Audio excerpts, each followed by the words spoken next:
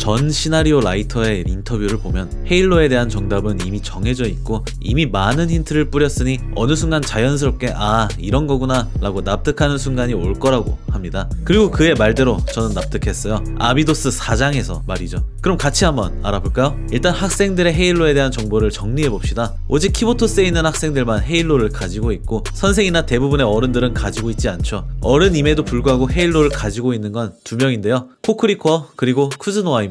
쿠즈노아는 대예언자로 시공간을 비튼 공간을 만들어 나이를 먹지 않고 있기에 헤일로를 가지고 있다고 해도 이상할 게 없지만 코크리코는 나이가 최소 30대 후반이란 말이에요. 근데 또 코크리코는 졸업을 하지 않았기에 아직 학생이라는 신분을 유지하고 있어서 둘은 살짝 애매한 케이스긴 합니다만 한 가지 확실한 건 헤일로를 받고 유지하는 중요한 조건은 나이가 아니라 학생이라는 신분이 중요하다고 생각하는 게 자연스럽겠죠. 블루아카이브 세계관에서는 어른을 단지 나이를 먹은 사람이 아니라 성장의 끝에 도달한 존재라는 표현을 합니다. 그럼 저도 학생을 이렇게 표현할게요. 단순히 중학교, 고등학교를 다니는 사람이 아니라 성장을 위해 무언가를 배우고 있는 사람이라고요. 블루아카이브의 학생들은 굳이 따지면 학업을 위해 학교를 다닐 필요가 없습니다. 그들은 이미 온갖 분야에 바로 실전 투입을 해도 괜찮을 만큼의 능력을 가지고 있거든요. 실제로 키보토스 도시의 운영을 포함한 대부분의 행정도 학교가 관리하고 있는 등 기업들이 원하는 실전에 바로 써먹을 수 있는 신입 포지션을 가지고 있습니다. 만약 그들이 현실에 있었다면 기업들은 명문대생을 제치고 고졸 키보토스 학생을 우선으로 채용했겠죠. 그럼 그들은 무엇을 위해, 아니 어떤 성장을 하기 위해 학교를 다니는 걸까요? 저는 이렇게 생각합니다. 제대로 된 신이 되기 위한 성장을 위해 학교에 머무르고 있다고요. 맞아요. 블루아카이브 세계관에는 신들이 있습니다. 잊혀진 신들과 이름 없는 신들이죠.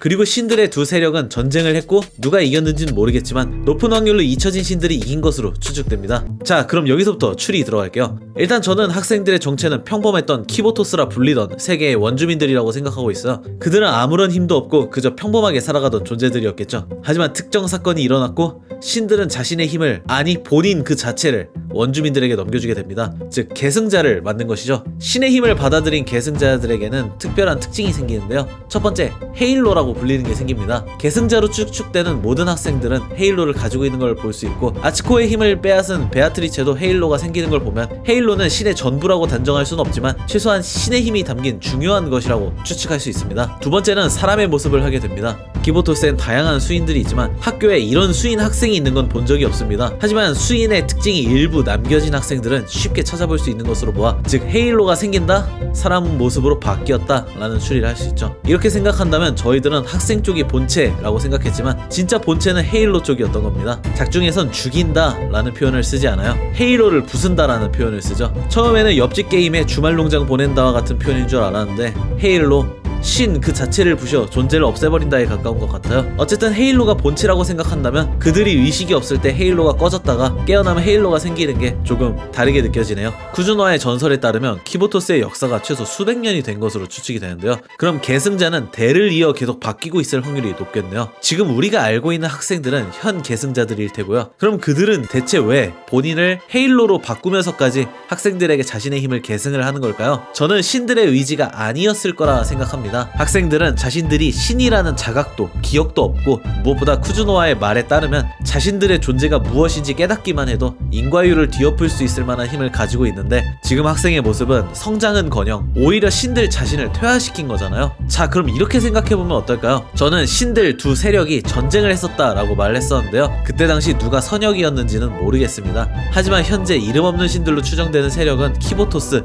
즉 세상을 부수려고 하고 잊혀진 신들은 세상을 지키려고 하니 그때도 그랬다고 가정을 해봅시다. 잊혀진 신들의 세력이 전쟁에서 이긴 뒤 그들은 이름 없는 신들을 키보토스 원주민들에게 봉인시켰고 언젠가 그들이 개심할 수 있도록 교화를 위해 학교를 짓고 학생으로서 자신들이 부수려고 했던 키보토스를 지키며 세상의 아름다움에 대해 배웠으면 하는 뜻을 가진 게 아닐까 싶습니다. 그렇게 생각한다면 학생들이 반전을 하게 되면 세상을 부수려고 하는 이유도 어느 정도 설명이 됩니다. 반전을 통해 본래의 모습을 찾으면 목적 혹은 본능대로 키보토스를 멸망시키려고 하는 것이죠. 그리고 그런 상황에선 잊혀진 신들이 개입을 해서 어떻게든 해결을 하는 것입니다. 그들이 이름 없는 신이라 불리는 것도 본래 이름이 있었지만 잊혀진 신들에 의해 이름과 삶과 존재를 빼앗기고 학생들의 몸에 봉인된 존재이기 때문에 라고 생각해도 괜찮겠네요. 결론을 말하자면 이름 없는 신들은 본인이 원하던 원하지 않던 세계를 멸망시키는 본능을 가지고 태어났고 그들을 학생에게 봉인을 해 교정, 최소한 당장의 세계 멸망을 막는 상황이라고 생각하면 될 것 같습니다. 뭐 꽤 재밌는 추리가 나온 것 같아요.